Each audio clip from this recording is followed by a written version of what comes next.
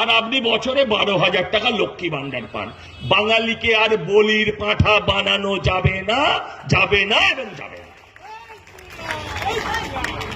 লক্ষ্মী ভান্ডার তো দিলেন, ভালো। ওদের একজন নেত্রী আছে, সায়নী ঘোষ। তিনি কি জন্য বিখ্যাত? না, ঠিক ওরকম কথা বলতেন, ওটা মানুষদা বলে। সায়নী ঘোষ বিখ্যাত হচ্ছেন শিব ঠাকুরকে টুপি পরিয়েছিলেন, একটি বিশেষ ধরনের টুপি, ওটা নাম নেব না আমি। সেই সায়নী ঘোষ একদিন বলছে যে এত সুন্দর দিন এসছে আমাদের, যে দাদা এসে বৌদিকে বলল তোমার তো লক্ষ্মী ভান্ডারের টাকা ঢুকেছে, তোমার লক্ষ্মী ভান্ডারের টাকা থেকে 100 টাকা আমাকে দাও, আমি তেল ভরবো। তাই শুনে তৃণমূলের বাঁদরদের কি আত্মালি। আরে মূর্খ, বোঝার চেষ্টা কর যে নারায়ণের কাছে 100 টাকাও নেই, তাই তাকে বৌদির কাছে হাত পাততে হচ্ছে।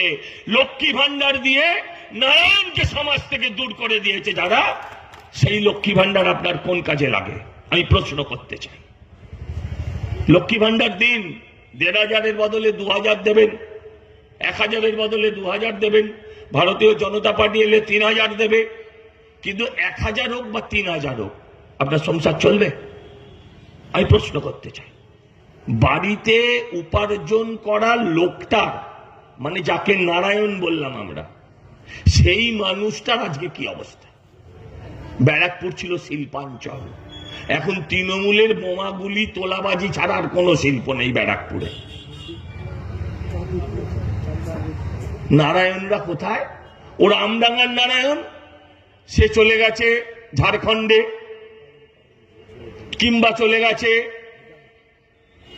উত্তরপ্রদেশে, কিংবা চলে গেছে তামিলনাড়ুতে, আর আমার বাড়ির নারায়ণরা ব্যাঙ্গালোরে, কারণ একটু বেশি লেখাপড়া করেছে। দুজনেই শ্রমিক, একজন ওই ব্রিজ বানাচ্ছে কিংবা বাড়ি বানাচ্ছে, আর একজন সেই বাড়িতে কম্পিউটারে ঠকাঠক করছে।